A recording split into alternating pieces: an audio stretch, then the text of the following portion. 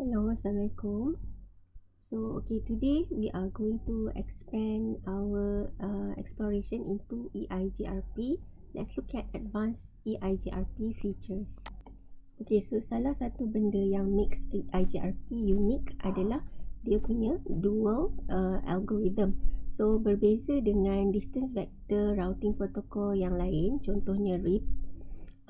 Kalau RIP, dia hantar update secara periodik, tetapi Eigrp dia hanya hantar bila perlu sahaja.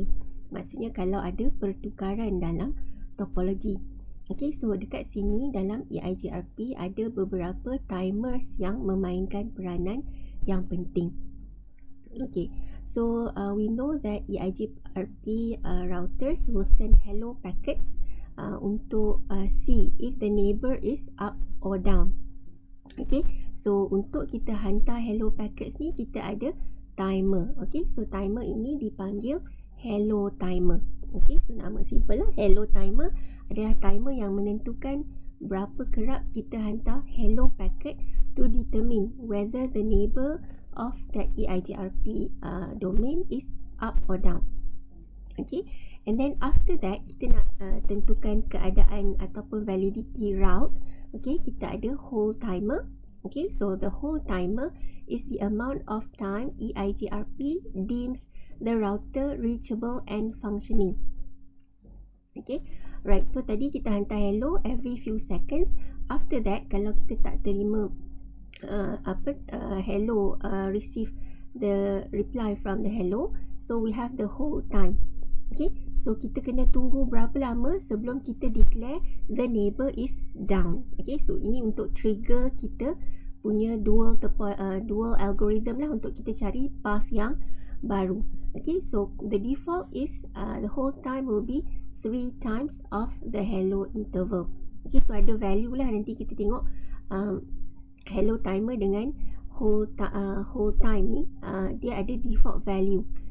Even if in the lab also you have done some configuration to change the hello and the hold time. So basically the hello ada satu value yang default, the hold time adalah 3 kali ganda. Dan dia tengok pula keadaan topologi ataupun line apa yang dipakai ikut speed dia.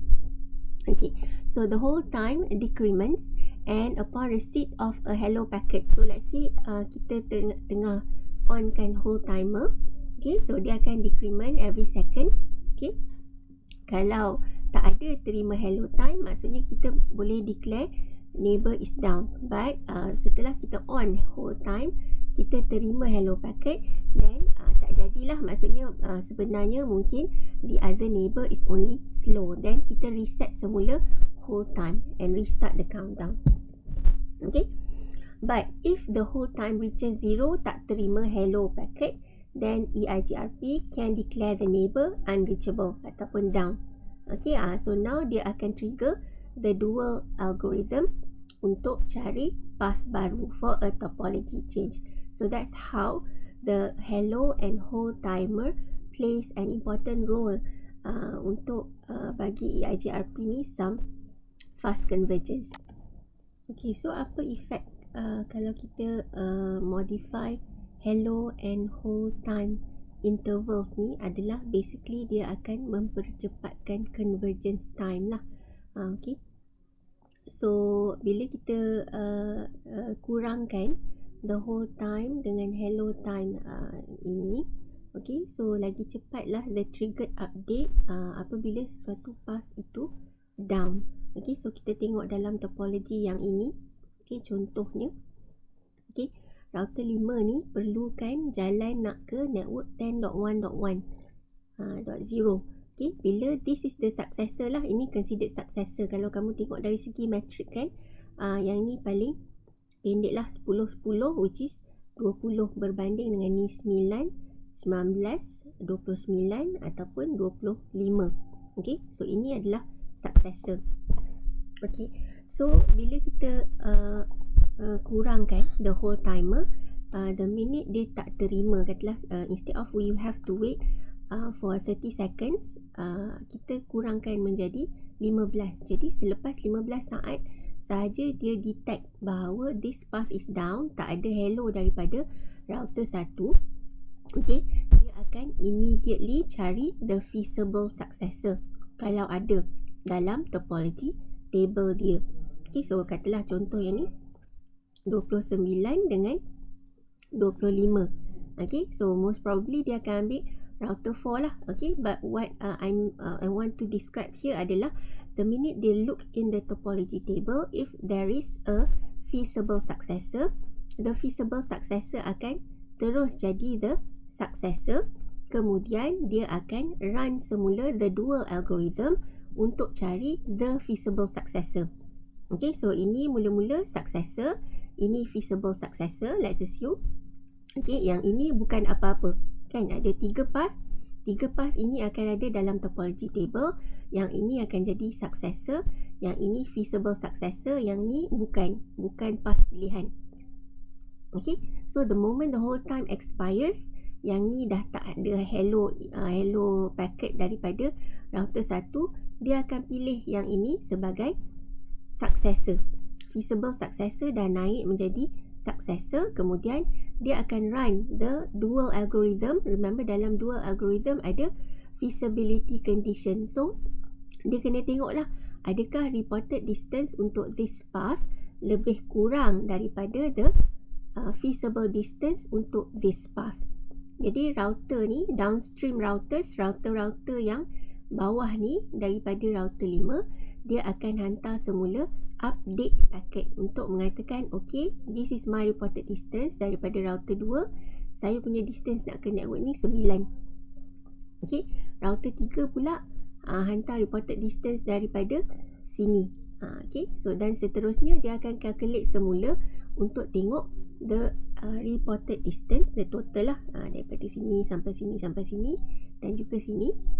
Okay, sama ada the reported distance of this path can be a feasible successor. Okay, so that is the effect of the changing the hello and hold time. Okay, so like I said tadi, bila kita refer balik kepada topology ni, now the successor adalah melalui router 4. The feasible distance adalah 25. So dia immediately run the selection lah. Dia akan terus pilih. Saya dah tahu dah path yang mana. Okay, sebab saya dah simpan all the possible path dalam topology table saya. Okay, so scenario tadi adalah assuming that a feasible successor was available untuk jadi backup kepada the successor. So kalau feasible successor tak ada, again dia akan run dual algorithm ni untuk buat route calculation yang barulah. Dia akan elect pula semula the successor and the feasible successor. Okay, so important note here adalah bila keadaan macam ni, bila dia tengah calculating untuk cari the best path, the route state will change from passive to active. Okay, so remember the keyword here, bila active ni maksudnya dia sedang aktif mencari. So dia bukan tengah converge lah, dia belum converge kalau dia dalam keadaan aktif. Kalau route state tu passive, maksudnya dia sudah converge. Okay, so macam mana dia nak cari kalau dia nak run the dual algorithm? The router detecting the topology change sends out query packets. So ini salah satu kegunaan paket-paket yang ada dalam Eigrp. Kita ada query packet.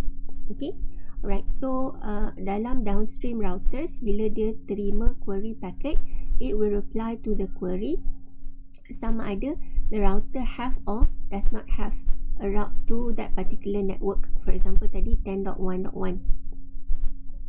So kita tengok proses query ni. Okay, bila dia aktif lah. Okay, so this is another topology.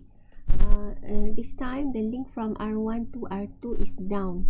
Okay, so assuming that kita nak tengok from the point of view of R2. Okay, and let's assume that R2 is the successor lah, sebab sepatutnya inilah jalan yang dilalui untuk sampai ke network 10.1.1. Okay, alright, so R2 detects the link failure. R2 does not have a feasible successor for the route, so it sets the 10.1.1.0 prefix as active. Okay, so active maksudnya actively seeking for a new path. Jadi dia perlu tanyalah, saya tak ada jalan nak ke sini. Perlu tanya dia punya neighbor, which is R3 and R4.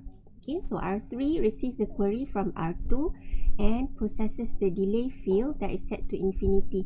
Infinity because there is no path lah. So nampak dalam topology ni router 3 tidak ada connected kepada mana-mana. Dia adalah stuck. Okay, jadi dia akan bagi tahulah it does not have any other Eigrp neighbors and sends a reply that a route does not exist. Okay, fine. Maksudnya R2 dah tahu tak boleh dapat jawapan daripada R3. Now, the next neighbor is R4. Dia also dapat query packet with a delay of infinity. Okay, and dia tengok, okay, query was received by the successor. Okay, so this is the path kan, okay, by the successor, and a feasible successor for the prefix does not exist.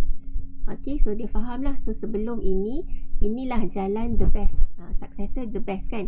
Sekarang successor ni sedang mencari feasible successor, sedang cari backup, ada tak jalan. Jadi R4 faham, dia pun tolong paskan. Sebab yang ni dia tak boleh paskan kat siapa-siapa.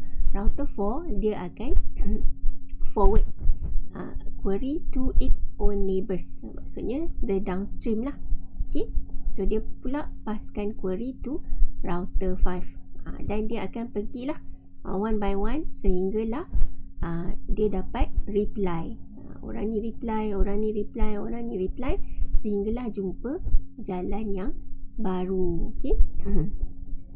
Okay, so ni R5 receives the query from R4 and detects that the delay field is set to infinity because the query was received by a non-successor and a successor exists on a different interface. A reply network is sent back to R2. Okay, so dia akan reply lah. Okay, so menandakan dia nak hantar kepada the successor. Okay. So R4 receives R5's reply, acknowledges the packet and computes a new path. So dia kena tambah dia punya own distance from R5. Okay, so this is the last outstanding query packet on R4.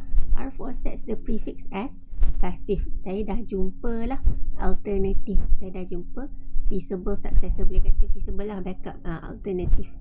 Okay. Right, so now R4 akan respond kepada R2 query. So dia dah calculate reported distance daripada R5 bersama dengan dia punya own distance, hantar kepada R2. Okay, so satu benda yang penting, dia akan assume that it has found another path and dia akan letak message lah, atau mengatakan that it is not active anymore, it is passive. Saya dah jumpa. Okay, so R2 receive R4 reply, acknowledges and computes a new path, tambah distance daripada R2 kepada R4, okay, bersama dengan reported distance tadi. Okay, and sets the prefix as passive. Okay, so bila status bertukar daripada aktif kepada passive, that means it has already converged. Okay, so tadi kita tengok hello and hold time. So masa proses dia dah declare down tu, okay, dan kita hantar query, there is another timer called active timer. Okay, so active timer ini adalah untuk kita measure the time it takes for the query to get a reply. Okay, so bila kita kata active, maksudnya dia sedang mencari, right? So kita nak tengok berapa lama kita dapat reply tu, supaya kita boleh signal kalau kita tak terima reply, then kita takkan percaya lagi that particular router. Bukan tak percaya apalah, kita akan buang dia daripada the topology table. Alright, so this is called active timer and the value adalah 3 minutes or 180 seconds.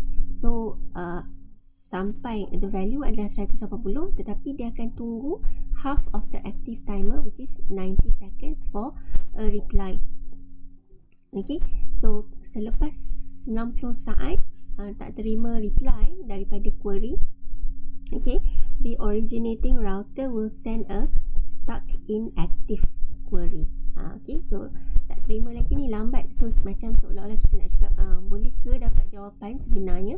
So it sends a stuck inactive query. Okay, alright. So stuck in active query, orang yang terima tu maksudnya dia dapat message lah, tolong cepat sikit bagi jawapan kan. So saya dah tanya soalan, is there a possible path, so can you please answer me. So it should respond within the 90 seconds lah. Okay, daripada 180 kan, dah halfway it should respond. Kalau dia tak response and the timer expires, then Eigrp deems the router stuck inactive and it deletes all routes from that particular neighbor. Okay, so itu effect dia lah. Alright, sebab kita tak jumpa jawapan. Okay, tak nak keep on being inactive status. Okay, jadi kalau tak terima jawapan daripada downstream router, kita buang dia lah. Kita tak perlu tunggu, sebab kemungkinan kita ada neighbor-neighbor yang lain yang sudah pun beri jawapan. Jadi kalau kita buang neighbor yang tak beri jawapan dan neighbor yang lain dah bagi jawapan, we can change our mode into passive. Dah kira converge lah. Okay, so itu effect the SIA timer. Next, kita tengok route summarization. Also features yang kamu dah tengok pun dalam lab yang kamu buat. Okay, so when this summarization is significant adalah bila routing table kita menjadi bigger and bigger. Effect routing table entry yang banyak ini, dia akan menjadikan proses decision making sangat tedious dan lambat. Memory juga perlu banyak untuk kita simpan banyak entry dalam routing table. Okay, jadi untuk network yang besar, it is more scalable to keep a minimum entry in the routing table. So kita nak decrease kita punya routing table entry to decrease convergence time. Okay, so ni salah satu contoh lah, guideline lah basically. From the point of view dekat router tu, kat mana yang kita perlu summarize. Alright, so daripada access layer, distribution and the core. So where should we summarize? Contoh lah di sini, ni core ni dia ada network semua kat sini. Bila dia nak passkan kepada the next core layer, dia summarizekan route yang dia ada. Tu contoh satu. Another example adalah di distribution layer, dia tahu route nak ke sini dan nak ke network ini. So when it want to pass this routing table entry, dia summarizekan to the upper layer, to the core layer. Okay, so itu cara kita nak view kat mana kita nak letak summarization ni. Another way, instead of using hierarchical, kita tengok dari segi network yang besar, is actually we can also do an interface specific summarization. Okay, so for example here, kita ada interface ini kan. Okay, then kita ada dua interface connected to router 2. One is 16.12, another is 16.23. Okay, so kita boleh summarize kan untuk reach both of these. Tetapi basically it must match lah. Maksudnya this mask, it must be able to match these two. Okay, so the summary aggregate prefix is not advertised until a prefix matches it. Okay, so command dia inilah, between the classic and the name. You've seen in the lab lah, so better you see in the lab sheet daripada saya cover di sini.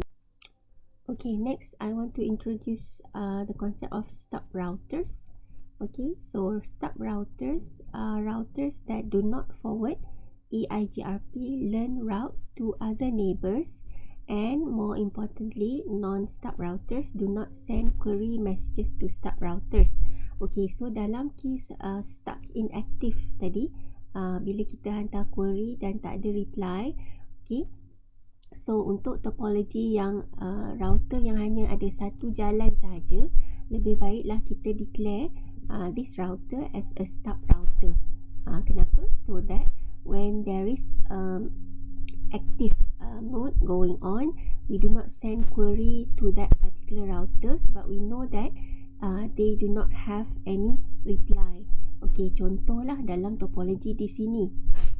Okay, router 1 is actively seeking for an alternative path untuk nak ke network ini sebab dia dah ada successor yang down. So let's say dia akan hantar query kepada downstream routers router 2 akan tengok macam tadi kita tengok dia punya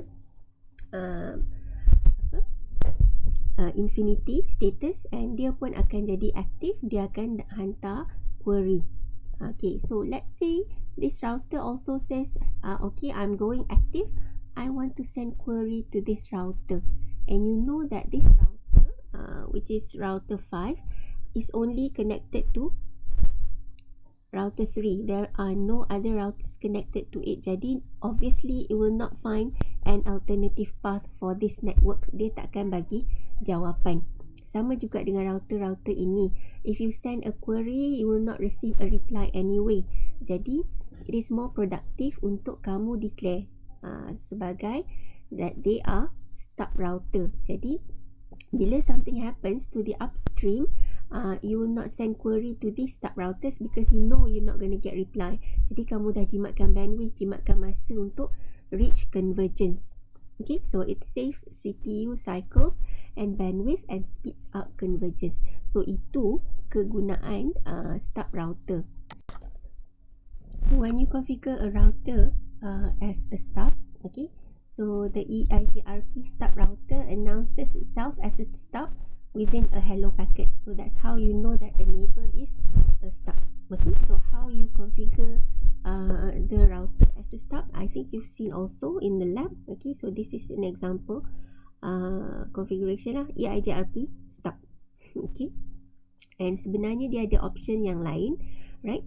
Untuk kita pilih, kita sebenarnya nak redistribute route apa. Okay, so either all the connected routes receive only, which means dia tak redistribute, we advertise redistributed, ataupun static or summary routes. Okay, so those are options yang kita boleh pilih untuk configure how the stub router behaves. Okay, so by default, kalau kita declare a particular router as a stub router, dia hanya akan advertise connected interfaces dan juga summary route. Okay, so let's look at the problems that you may find with Eigrp stub routers. So let's say we have this topology R1, R2 and R3, and then R3 is declared or is configured as a stub router. Then we connect it to router 4.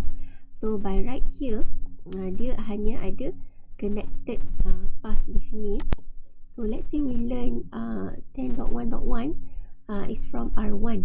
Bila dia advertise this network 10.1.1 kepada R3, R3 ni tak akan advertise semula this network. Dia hanya belajar dan letak dalam routing table dia, dia tak akan advertise kepada orang lain.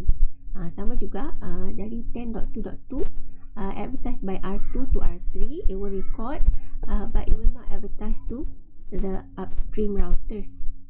Okay, so some problem here is if we advertise if we configure R3 as a stub router, you may find that R1 is missing the 10.4.4 prefix and R4 is missing the 10.1.1 prefix. Okay, so R4 dia takkan belajar yang dia R4 ni takkan belajar daripada router 3 mengenai 10.1 ni sebab R3 tak akan distribute. Dia hanya akan distribute apa yang dia belajar daripada directly connected sahaja. Directly connected, interface ni directly connected, interface ni directly connected, but this one is not directly connected, so R4 will never learn about this if you declare. Okay, so tapi kita nampaklah topologi ni sebenarnya nampak macam kurang sesuai sebab selalunya router yang hanya ada satu jalan saja or it's connected to only one router yang selalunya kita declare stub router. But now we want to see the effect lah, right? Okay. Okay, so tapi mainly, okay, so bila kita tahu effect dia dalam topologi ini, so we know where to place ataupun where to configure the stub router lah. Okay, so mainly the point of having a stub or declaring a stub router was basically when you are in active mode. Okay, so Eigrp neighbors on one links do not send Eigrp queries to the remote site when a route becomes active. Ini yang paling penting, kita nak kurangkan CPU, bandwidth dan sebagainya bila kita ada dalam mode aktif. Kita tak nak send query kepada a particular router. Of course, this requires your knowledge of the topology lah. Right? Okay. And the Eigrp stub site feature prevents the Eigrp stub site route from being a transit site. So ini lebih, mungkin kita akan lebih nampak nanti bila kita buat multiple protocol ataupun dengan BGP. Okay, so macam service provider. Okay, so let's say we have a router yang connected to two different AS ataupun to two different service provider. Kita company, kita hire dua service provider sebagai backup lah. Jadi kita tak mahu company kita ni menjadi transit. Jadi service provider tak tahu nak jalan ke nak sesuatu network that belongs to the other service provider, dia akan hantar entry ataupun query kepada router kita. Kita tak nak, sebab kita bayar duit untuk servis diorang, bukan kita tolong jawabkan query diorang.